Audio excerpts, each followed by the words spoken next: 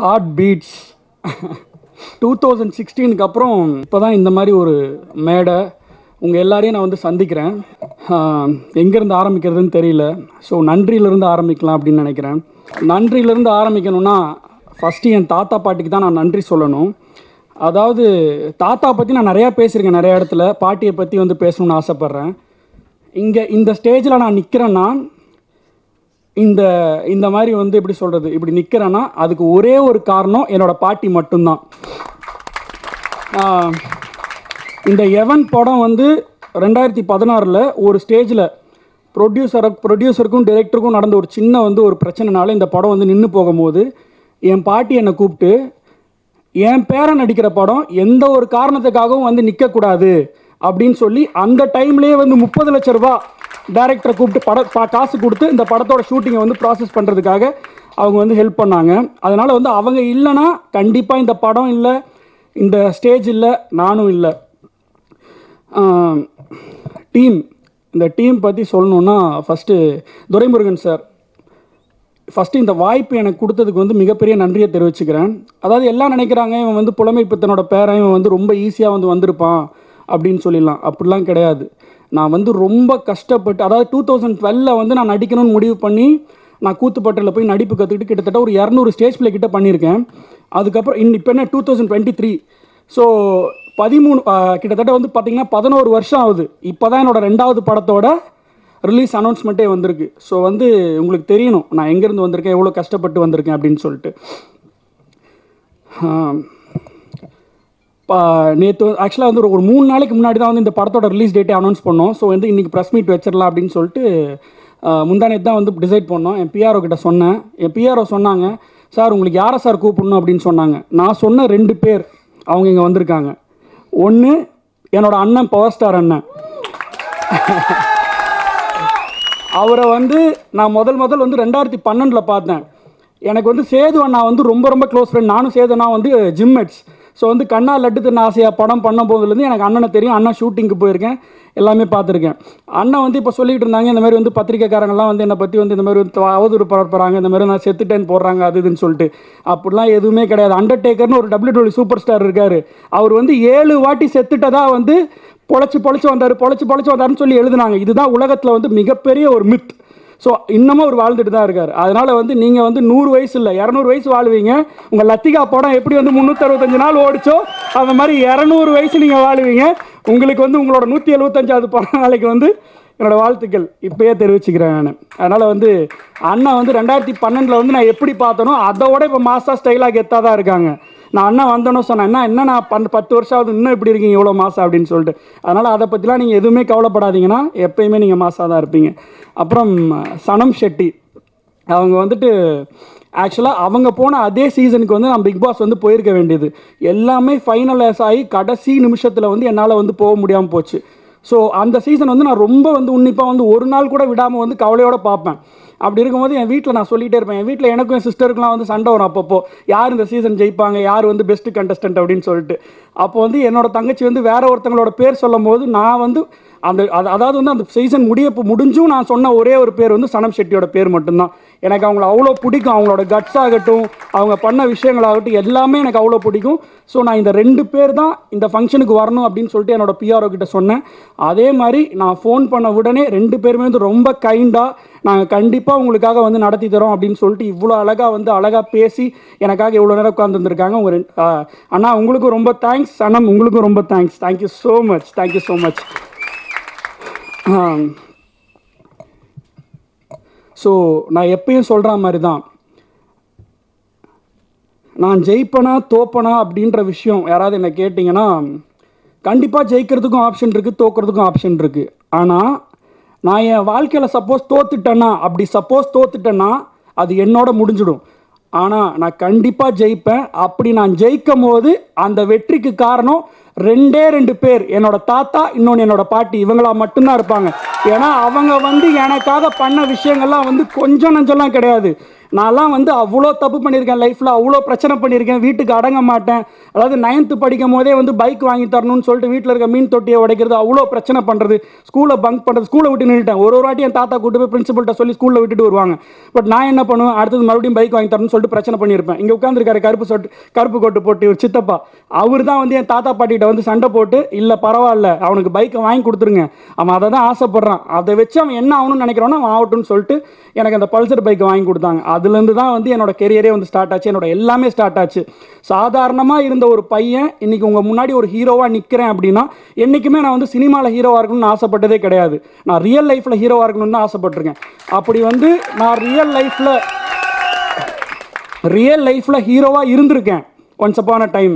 அதாவது நான் ரேஸ் ஓட்டிக்கிட்டு இருந்தேன் அந்த டைம், அந்த நாட்கள். ஸோ நான் பண்ண ரெக்கார்ட் 2009 வந்து பண்ண ரெக்கார்டு வந்து இன்னைக்கு வரைக்கும் ரொம்ப பெருமையோடு சொல்லிக்கிறேன். இன்னைக்கு வரைக்கும் யாராலையும் வந்து அதை வந்து பிரேக் பண்ண முடியலை. நான் போன வருஷம் கூட வந்து ஒரு கின்னஸுக்கு மறுபடியும் ட்ரை பண்ணேன். நான் பண்ண கின்னஸ் ரெக்கார்டை வந்து நானே வந்து உடைக்கணுன்றதுக்காக ட்ரை பண்ணேன். பட் அன்ஃபார்ச்சுனேட்லி அது வந்து இந்த கொரோனா டைமில் பண்ண முடியாமல் போயிடுச்சு. பட் கண்டிப்பாக நான் திரும்ப அதை பண்ணுவேன். ஸோ அதுதான் அங்கேருந்து ஆரம்பித்து நான் லைஃப்பில் வந்து என் தாத்தா பாட்டி வந்து எவ்வளோ கஷ்டப்படுத்தியிருக்கேன். அவங்கள வந்து அவ்வளோ கஷ்டப்படுத்தியிருக்கேன், கொஞ்சம் நஞ்செல்லாம் கிடையாது. ஆனால் அதெல்லாம் தாங்கி, ஏன்னா எங்கள் அப்பா வந்து பார்த்திங்கன்னா பைக் ஆக்சிடெண்ட்டில் தான் வந்து இறந்தாங்க. ஸோ அவங்களுக்கு வந்து மிகப்பெரிய ஒரு பயம், என்னடா இவனும் வந்து அவங்க அப்பா மாதிரியே வந்து பைக் ஓட்டுறானே, இதெல்லாம் பண்ணுறானே அப்படின்னு சொல்லிட்டு. பட் அதெல்லாம் வந்து நான் ஒரு டைமில் வந்து நானே புரிஞ்சேன். என்னோட கேரக்டர் அப்படின்னு கேட்டிங்கன்னா, யாராவது வந்து என்னை உட்கார வச்சு அறிவுரை சொன்னீங்கன்னா எனக்கு ஏறாது மண்டையில். எனக்கா தோணும் திடீர்னு ஒரு நாள் திடீர்னு நானே வரும் அந்த மாதிரி. ஸோ அப்படி முடிவெடுத்து தான் நான் சினிமாவில் நடிக்கணும்னு வந்தோன்னா நான் நினச்சிருந்தேன் என் தாத்தாட்ட போய், தாத்தா எனக்கு ஒரு படம் ப்ரொடியூஸ் பண்ணி கொடுங்க அப்படின்னு சொல்லிட்டு அழகாக கேட்டுருந்துருக்கலாம். பட் அதை நான் பண்ண கிடையாது. நான் வந்து என் தாத்தா எப்படி ஸ்க்ராட்ச்லேருந்து வந்தாங்களோ அதே மாதிரி நானும் ஸ்க்ராட்ச்லேருந்து தான் வரணும் அப்படின்னு சொல்லி ஃபிலிம் டெக்னாலஜி ஃபிலிம் கோர்ஸ் முடிச்சுட்டு, அதுக்கப்புறம் வந்து ஜெயராவ் மாஸ்டர்கிட்ட தியேட்டர் லேபில் வந்து நடிப்பு கற்றுக்கிட்டு கிட்டத்தட்ட ஒரு 200 ஸ்டேஜ் பிளே மேலே பண்ணி, அதுக்கப்புறம் வந்தது தான் எனக்கு பள்ளிக்கூடம் போகாமலே சான்ஸ். அதில் வந்து 100 பேர் ஆடிஷன் பண்ணாங்க, என்னோட சேர்ந்து 100 பேர் ஆடிஷன் கொடுத்தோம். அதுலேருந்து 50 பேராக செலக்ட் ஆகி, அதுலேருந்து 10 பேர் செலக்ட் ஆகி, அதுலேருந்து அந்த படத்தோட ஹீரோவாக செலக்ட் ஆகி, அப்படி வந்த படம் தான் அது. எவன் படமும் அதே மாதிரி தான். அந்த படத்தில் கிடைச்ச நல்ல பேர்னால எனக்கு கிடைச்ச படம் தான் எவன். ஸோ ஒருபோதும் வந்து இந்த பேனரில் வந்து, இந்த எவன் பேனரில் வந்து என்ன சொல்கிறது, அந்த புகழேந்தி ப்ரொடக்ஷன்ஸ் இருக்குன்னு நான் என்றைக்குமே நினச்சது கிடையாது. என்னென்னா, இந்த படத்தோட ப்ரொடியூசருக்கும் டைரக்டருக்கும் இருந்த மனசு தாபத்தினால கிட்டத்தட்ட ஒரு 3 வருடங்களாக இந்த படம் ரிலீஸ் ஆகாமல் இருந்த ஒரே ஒரு காரணத்துக்காக, நான் நடித்த படம், என் தாத்தா வந்து கிளாப் போர்டு அடித்து வச்சு தொடங்கின படம், என் பாட்டி வந்து ஹெல்ப் பண்ணி கிட்டத்தட்ட ஷூட்டிங் முடிக்க வச்ச ஒரு படம் வந்து எந்த காரணத்துக்காகவும் நின்று போயிடக்கூடாதுன்றதுக்காக நானே இப்போ எங்கள் ப்ரொடக்ஷனில் வந்து இந்த படத்தை வந்து ரிலீஸ் பண்ணுறோம். உங்கள் எல்லாரோட சப்போர்ட்டும் எனக்கு வந்து ரொம்ப தேவை. ஏன்னா வந்து ஒருத்தங்களை ஆக்கிறதும் அழிக்கிறதும் எல்லா சக்தியும் வந்து உங்ககிட்ட தான் இருக்குது, பத்திரிகை நண்பர்களான உங்ககிட்ட தான் இருக்குது. ஸோ உங்களோட எல்லா சப்போர்ட்டும் எனக்கு வந்து எப்பயும் போல் தேவை. அண்டு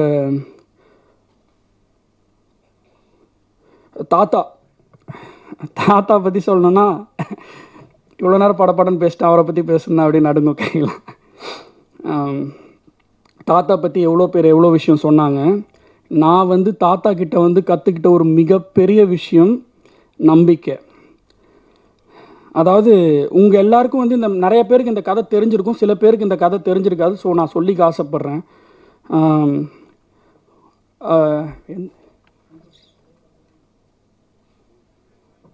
1975 பார்த்தீங்கன்னா, ஒரு சின்ன பையன் வந்து வீட்டில் வந்து நம்ம அப்பு தெருவில் இருக்க நம்ம வீட்டில் வந்து உட்காந்துட்டு இந்த மாதிரி வந்து தாத்தாவை பார்க்கணும், புலமைப்பித்தன் ஐயாவை பார்க்கணும் அப்படின்னு சொல்கிறாரு.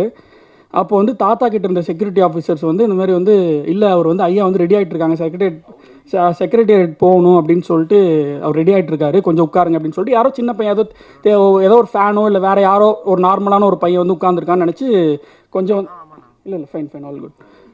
அதனால் வந்து அவரை வந்து கொஞ்சம் தட்டி கடிச்சு அப்படி உட்கார வச்சிடறாங்க ஒரு 2 மணி நேரம். தாத்தா வந்து கிளம்பி வெளில வரும்போது, யார் தம்பி யாரை பார்க்கணும் அப்படின்றாரு. அப்போ இவர் எந்திரிச்சு தான் யாருன்றதை சொல்கிறாரு. சொன்னோன்னா தாத்தா வந்து அப்படியே கொலை நடுங்கி போயிட்டு அங்கே இருக்கிறவங்கள கூப்பிட்டு, அந்த செக்யூரிட்டி கார்டை கூப்பிட்டு ஒரு அறை விடுறாரு பலார்னு. யார் என்னன்னு தெரியுமா, யார் என்னன்னு கேட்காம கூட இப்படி தான் வெயிட் பண்ண வைப்பீங்களா அப்படின்னு சொல்கிறார். அது யாருன்னு கேட்டிங்கன்னா வேறு யாருமே இல்லை, நான் தலைவன்னு சொல்லக்கூடிய 2 பேர். ஒன்று புரட்சி தலைவர் எம்ஜிஆர், இன்னொன்று தமிழன்னு இந்த உலகத்தில் வந்து ஒருத்தனும் சொல்லிட்டு கடைசி மூச்சு இருக்கிற வரைக்கும் அந்த தமிழனுங்களோட ஹீரோவாக இருக்கக்கூடிய என்னோட தலைவர் பிரபாகரன். அந்த அந்த அந்த பிரபாகரன் என்னோட தலைவர் வந்து உட்கார்ந்துருக்காரு தாத்தாவை பார்க்க. எதுக்குன்னு கேட்டிங்கன்னா, போற தொடங்கணுன்னே இந்த மாதிரி வந்து என்னை எம்ஜிஆர்கிட்ட கூட்டு போய் விடுங்க அப்படின்னு சொல்லிட்டு பேசுகிறாரு. அங்கே நடக்கிற கஷ்டங்கள் எல்லாம் சொல்கிறாரு. அப்போது சொல்கிறப்போ இவர் வந்து தாத்தா வந்து எல்லாம் கதையும் கேட்டுட்டு கண்ணில் தண்ணியோட ஒரு விஷயம் ஒரு கையை பிடிச்சி ப்ராமிஸ் பண்ணுறாரு. அதாவது என்னன்னு கேட்டிங்கன்னா, தம்பி என்கிட்ட பணபலம் இல்லை, படபலம் இல்லை, ஆனால் மனபலம் இருக்குது. இப்போ உங்களுக்கு பண்ணி கொடுக்குற சத்தியம்தான், என்னோடய உயிர் மூச்சு இருக்கிற வரைக்கும் விடுதலை புலிகளுக்காக நான் என்றைக்குமே வந்து சப்போர்ட்டாக இருப்பேன் அப்படின்னு சொல்லிட்டு அவருக்கு என் தலைவர் பிரபாகரனுக்கு என் தாத்தா செஞ்சு கொடுத்த சத்தியம், அதை கடைசி மூச்சு வரைக்கும் வந்து காப்பாற்றினார். எனக்கு தெரியும் அவர் கூடவே அதே அப்புத்தர் வீட்டிலே இருந்திருக்கேன். அதாவது வந்து பெட்டி பெட்டியாக காசு எடுத்துகிட்டு வந்து இவங்களுக்கு சப்போர்ட் பண்ணி பேசுங்க, அவங்களுக்கு சப்போர்ட் பண்ணி பேசுங்க அப்படின்னு சொல்லுவாங்க. அவர் நினச்சிருந்தா எந்த சைடு வேணாலும், இந்த சைடு இல்லை அந்த சைடு, எந்த சைடு வேணாலும் திரும்பி இருக்கலாம். ஆனால் எந்த பக்கமும் சாயாத ஒரே தலை என் தாத்தா. ஸோ அதுதான், அப்படிப்பட்ட ஒருத்தர்கிட்ட இருந்து நான் வந்து எடுத்துக்கக்கூடிய ஒரு விஷயம் வந்து தன்னம்பிக்கை அப்படின்ற ஒரு விஷயந்தான். அவர் கடைசி நாள் அவரை நான் பார்க்க போகிறேன் ஹாஸ்பிட்டலில். தாத்தா என்னோட ஹீரோ, அவரை நான் பார்க்க போகும்போது நான் வந்து அவருக்கு தைரியம் சொல்கிறதுக்காக போகிறேன். அவர் வந்து வென்டிலேட்டரில் இருந்திருக்காரு. அதாவது நம்ம வயசுக்கு வந்து என்னோட வயசுக்கே வந்து வென்டிலேட்டரில் இருக்கேன்னா அது வந்து ஓகே, அவுட் ஆஃப் கண்ட்ரோல்னு தான் அர்த்தம். ஸோ வென்டிலேட்டரில் இருந்த யாருமே வந்து வெளியில் ஒரு 99.9% வந்து வென்டிலேட்டர்லேருந்து வெளியில் வர்றதுக்கு நான் வாய்ப்பே கிடையாது. அப்படி ஒரு டைமில் வந்து டாக்டர்ஸ் என்னை கூப்பிட்டு சொல்கிறாங்க, இந்த மாதிரி வந்து தாத்தா வந்து ரியாக்ட் பண்ணுறாங்க, வென்டிலேட்டர்லேருந்து எடுக்க போகிறோம், நீங்கள் வந்து ஏதாவது பேசுகிறதுனா பேசலாம் அப்படின்னு சொல்கிறாங்க. நான் வரேன், ஐசியூவில் போகிறேன் மலர் ஹாஸ்பிட்டலில். போயிட்டு தாத்தாவோட கையை பிடிக்கிறேன். கையை பிடிச்சோன்னே தாத்தாட்ட சொல்கிறேன், தாத்தா எதுக்கும் கவலைப்படாதீங்க, நான் இருக்கேன். அமெரிக்கா இல்லை, லண்டன் இல்லை, இந்த உலகத்தில் எந்த மூலைக்கு கூட்டு போயினாலும் உங்களை நான் வந்து சரிப்படுத்துவேன், நான் பார்த்துக்கிறேன் தாத்தா அப்படின்னு சொல்கிறேன். அப்போ அவர் வந்து எப்பயுமே ஒரு சிரிப்பார், அந்த கெத்தா கம்பீரமாக. அந்த மாதிரி ஒரு சிரிப்பு லைட்டாக அப்படியே சிரிச்சிட்டு என் கையை அழுத்தி பிடிச்சாரு, டைட்டாக அழுத்தி பிடிச்சிட்டு சொன்னார், தம்பி நீ தைரியமாக இருப்பா, பாட்டியை பார்த்துக்கோ அப்படின்னாரு. நம்பிக்கை தான் நம்மளோட ஒரே சொத்து அப்படின்னு சொன்னார். ஸோ அவர்கிட்டருந்து நான் எடுத்துக்கிற அந்த விஷயம் வந்து நம்பிக்கை, தைரியம் மட்டும்தான். இந்த இடத்துல கண்டிப்பாக என்னோடய தாத்தாவை நான் வந்து ரொம்ப மிஸ் பண்ணுறேன். அவர் இருந்திருந்தால் வேறு மாதிரி இருந்திருக்கும் சீனே. பட் ஓகே, என்னோடய பாட்டிக்காக, என்னோடய பாட்டி முன்னாடி இந்த ஸ்டேஜில் வந்து நான் நிற்கிறது வந்து நான் ரொம்ப பெருமைப்படுறேன். உங்கள் எல்லாரோட ஆதரவும் எனக்கு ரொம்ப தேவை. மறுபடியும் இங்கே வந்த எல்லாருக்குமே, என்னோடய ஃபேன்ஸ், என்னோடய ஃபேமிலி ஃபேன்ஸ் கிடையாது, ஃபேமிலி. ஆக்சுவலாக 2016 அப்புறம் நான் இப்போ தான் உங்களெல்லாம் மீட் பண்ணுறேன். நான் வேறு மீட்டே பண்ண கிடையாது, ஒரு ஃபேன் மீட்டோ எதுவுமே நான் வந்து பண்ணது கிடையாது. என்னோடய ஃபேன்ஸ் பற்றி சொல்லணுன்னா, நீங்கள் நினைக்கலாம் என்னடா ஃபஸ்ட்டு படம் இப்போ வந்து இவ்வளோ பேர் வந்திருக்காங்களே, டிஷர்ட்லாம் அடிச்சிருக்காங்களே, போஸ்ட் ஒட்டியிருக்காங்களே, அப்படி இப்படின்லாம். ஆக்சுவலாக என்னென்னா, இது வந்து உங்களுக்கு வந்து புதுசாக இருக்குது. நான் வந்து 2012 படமே நடிக்காதப்போ நான் பைக் ரேஸ் ஓட்டிகிட்டு இருந்தப்போ எனக்காக போஸ்ட் ஓட்டியிருக்காங்க, எனக்காக வந்து நின்று இருக்காங்க. அப்படி இருக்கும் போது இப்போ என்னோடய படம் ரிலீஸ் ஆகுது. ஸோ சொல்லவா வேணும். ரொம்ப ரொம்ப ரொம்ப ரொம்ப நன்றி உங்கள் எல்லாருக்குமே. Thank you so much. நீங்கள் இல்லாமல் எப்போவுமே நான் இல்லை. உங்களோட இந்த லவ் அண்ட் அஃபெக்ஷன் தான். அதாவது நான் ஒரு தாத்தா இறந்ததுக்கப்புறம் கிட்டத்தட்ட நான் வந்து ரொம்ப எமோஷ்னலாக பிரேக் டவுன் ஆகிட்டு நான் ஊருக்கே போய் இருந்துட்டேன் ஒரு 6 மாதம் என்னோடய பாட்டி கூட. வேண்டாம், எதுவுமே வேண்டாம், இனி யாருக்காக நம்ம என்ன பண்ணணும், தாத்தாவே இல்லை, அவருக்காக தான் நம்ம சாதிக்கணும்னு நினச்சோம், அந்த லெகசியை வந்து கொண்டு போகணும்னு நினச்சோம். பட் அவரே இல்லை, இதுக்கப்புறம் நம்ம என்ன பண்ண போகிறோம்னு சொல்லிட்டு நிறைய பேனிக் அட்டாக்லாம் வர ஆரம்பிச்சிது. ஸோ நான் ஊரில் போய் இருந்துட்டேன். அப்போது என் பாட்டி என்னை கூப்பிட்டு சொன்ன விஷயம் ஒரே விஷயந்தான், நீ வந்து உன் தாத்தாக்காக தான் எல்லாம் பண்ணுற, உன் பாட்டிக்காக தான் எல்லாம் பண்ணுறேன்னு சொல்கிற. ஓகே, உன் தாத்தா போயிட்டாரு, சரிதான், அதுக்காக நீ வந்து இங்கே உடஞ்சி போய் உட்காந்துருக்கேன், உனக்கு பேனிக் அட்டாக் இருக்குது, ட்ரீட்மெண்ட்டில் இருக்க, எல்லாம் ஓகே தான். பட் ஒரே ஒரு விஷயம் நினச்சி பார்த்தியான்னு கேட்டாங்க. என்ன அப்படின்னு கேட்டேன்.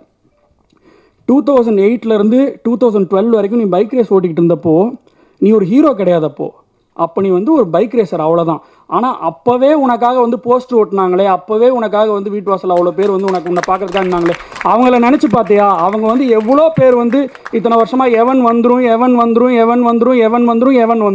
அப்படின்னு சொல்லிட்டு எவ்வளோ பேர் உனக்காக ஸ்டேட்டஸ் போட்டிருப்பாங்க, எவ்வளோ பேர் உனக்காக பேசியிருப்பாங்க. அவங்களுக்காக நீ திரும்பி போகணும் சென்னைக்குன்னு சொன்னாங்க. அடுத்த நாளே வந்து நின்னேன் சென்னையில், அடுத்த நாளே சென்னைக்கு வந்தேன். ஸோ உங்கள் எல்லாருக்காகவும் தான் இந்த படம். இந்த எவன் வந்து உங்கள் எல்லாருக்காகவும் தான். ஸோ 7ஆம் தேதிக்காக என்னால் சத்தியமாக வெயிட் பண்ண முடியல. ஏன்னா 7 வருஷம் வெயிட் பண்ணிட்டேன். கண்டிப்பாக தேங்க்யூ. 7 வருஷம் வெயிட் பண்ணிட்டேன். ஸோ இதுக்கு மேலே வெயிட் பண்ண முடியாது. எல்லாருமே வந்து தேட்டர்ஸில் போய் படம் பாருங்கள். இன்னொரு விஷயம், மதுரா அக்கா சொல்லும் போது சொன்னாங்க, இந்த மாதிரி வந்து என் படத்தில் வந்து தம் அடிக்கிற சீன் வைக்க மாட்டேன், தண்ணி அடிக்கிற சீன் வைக்க மாட்டேன் அப்படின்னு சொல்லிட்டு நான் அவங்ககிட்ட சொன்னேன்னு சொன்னாங்க. ஆமாம், இது வரைக்கும் 4 படம் நடிச்சேன். என்னோட 2வது படம் ரிலீஸ் ஆக போகுது. அடுத்தது சாகாவரம், ஆண்டனி 2 படம் ஷூட்டிங் போயிட்டுருக்கு. என்னோட எந்த படங்கள்லையும் தம் அடிக்கிற சீனோ இல்லை தண்ணி அடிக்கிற சீனோ கிடையவே கிடையாது. இதுக்கப்புறம் நான் எவ்வளோ படம் நடிப்பேன்லாம் எனக்கு தெரியாது. நான் 10 படம் நடிக்கலாம், இல்லை 100 படம் நடிக்கலாம், எனக்கு சத்தியமாக தெரில. அது வந்து அந்த இறைவன்ட்டையும் என்னோட கடவுளாக நான் பார்க்குறேன். என்னோட தாத்தா கிட்டே தான் இருக்குது அவரோட பிளெஸிங்ஸ். ஸோ ஆனால் ஒரே ஒரு விஷயம், நான் 10 படம் நடித்தாலும் சரி, 100 படம் நடித்தாலும் சரி, என்னோட கடைசி படம் வரைக்கும் எந்த படத்துலையும் நான் தம் அடிக்கிற மாதிரி ஒரு சீனோ இல்லை நான் தண்ணி அடிக்கிற மாதிரி ஒரு சீனோ வராது. ஏன்னா நான் நெஜத்திலேயே டீ டோட்லர். நான் வந்து படத்தில் டீ டோட்லர் கிடையாது, நெஜத்தில் டீ டோட்லர். இங்கே எவ்வளோ பேர் இருக்கீங்களோ அதில் எவ்வளோ பேருக்கு என்ன தெரியுமோ அவங்களுக்கு தெரியும் நான் யாருன்னு சொல்லி. இது சிம்பிளாக ஒரே ஒரு விஷயந்தான், மற்றவங்களுக்காகலாம் கிடையாது, எனக்காக, என்னோட ரெப்புடேஷனுக்காக. என்னோட தாத்தாக்கு அந்த பழக்கம் கிடையாது, என்னோட அப்பாவுக்கு அந்த பழக்கம் இருந்தது கிடையாது. ஸோ ஆப்வியஸாக அங்கேருந்து வந்த ஒரு நல்ல விஷயந்தான். அதை வந்து நான் கேரி பண்ணி கொண்டு போகணும்னு நினைக்கிறேன். அக்கா சொன்னாங்க, எவ்வளோ பெரிய பெரிய ஹீரோஸ் படத்துலலாம் வந்து தம் அடிக்கிற மாதிரி சீன் வருது, தண்ணி அடிக்கிற மாதிரி சீன் வருது, அவங்கெல்லாம் வந்து அவங்க பண்ணுறாங்க பண்ணலன்றது என்னோட பிரச்சனை கிடையாது. நான் பண்ணணும்னு ஆசைப்பட்றேன். அவங்களுக்கு கோடி ஃபேன்ஸ் இருக்கலாம், ஆனால் என்னை நம்பி எனக்கு 10 ஃபேன்ஸ் இருப்பாங்க. அந்த 10 ஃபேன்ஸில் 2 பேர் என்னோட எண்ட் ஆஃப் மை கெரியரில் அவங்க வீட்டிலேருந்து ஒருத்தங்க வந்து என்கிட்ட, எப்பா திலீப்பா உன்னால தான்ப்பா என் புருஷனோ இல்லை என் பையனோ இல்லை எங்கள் அப்பாவை வந்து குடிக்கிறத நிறுத்தினா, இல்லை வந்து தம் அடிக்கிறத நிறுத்தினா, உன்னை ஃபாலோ பண்ணுறான்ப்பா அவன் அப்படின்னு சொன்னாங்கன்னா அதை விட சந்தோஷம் வேறு எதுவுமே எனக்கு கிடையாது. ஸோ இங்கே வந்திருக்கிற எல்லாருக்குமே நன்றி நன்றி நன்றி நன்றி நன்றி. Love you all. சீக்கிரம் உங்கள் எல்லாரையும் தியேட்டரில் பார்க்குறேன். Love you love you love you love you love you. Sir, எவன் படத்தை பற்றி சொல்லணுன்னா, அதாவது தமிழ் சினிமாவில் எவ்வளோ அம்மா பையன் சென்டிமெண்ட் படம் வந்திருக்கும். பட் இது வேறு மாதிரி இருக்கும். ஒன்லைனில் சொல்லணுன்னா, அம்மாக்காக உயிரையும் கொடுப்பான், உயிரையும் எடுப்பான். அப்படிப்பட்ட ஒரு படம். கண்டிப்பாக என்ஜாய் பண்ணுவீங்க. ஒரு நல்ல அம்மா பையன் சென்டிமெண்ட் உள்ள ஒரு கமர்ஷியல் மூவியாக இருக்கும். வேறு ஏதாவது கேட்கணுன்னா கேட்கலாம். சார், டைரக்டர் வேறு ஒரு படத்தில் கமிட் ஆகிருக்கார் சார். ஆக்சுவலாக இது வந்து பார்த்தீங்கன்னா, ஒரு டு பி வெரி ஹானஸ்ட், இது லாங் பீரியட்க்கு அப்புறம், ஒரு ஸ்ட்ரகிள்க்கு அப்புறம் நான் ரிலீஸ் பண்ணுற படம். ஒரு 3 நாளைக்கு முன்னாடி தான் டேட் ஃபிக்ஸ் பண்ணோம். ஸோ வந்து இதை வந்து ப்ரோலாங் பண்ணி போகிறதுக்கு வந்து எனக்கு வந்து விருப்பம் கிடையாது. ஏன்னா உங்களுக்கு தெரியும், இப்போ வந்து நம்ம நியூஸ் கொடுத்தா தான், இதுலேருந்து ப்ரொமோஷன் ஆரம்பித்தா தான் கண்டிப்பாக வந்து எல்லா இடத்துலையும் போய் ரீச் ஆகும். ஸோ படத்துக்கு பப்ளிசிட்டி கிடைக்கும். அவரால் உண்மையாலுமே தவிர்க்க முடியாத காரணத்தினால தான் வரலை. அதே மாதிரி தான் ஹீரோயினும், அவங்களும் ஷூட்டிங்கில் இருக்காங்க குன்மாலையில். என்னோட ஆங்கர் அவங்க வந்து ரொம்ப அழகாக வந்து இந்த படத்தை வந்து இந்த ஃபங்க்ஷன் வந்து தொகுத்து வழங்கினாங்க. நான் சாரி, அவங்கள எல்லாருமே சொல்லிட்டு அவங்கள வந்து மென்ஷன் பண்ண மறந்துட்டேன். ரொம்ப ரொம்ப தேங்க்ஸ்ங்க, ரொம்ப தேங்க்ஸ்.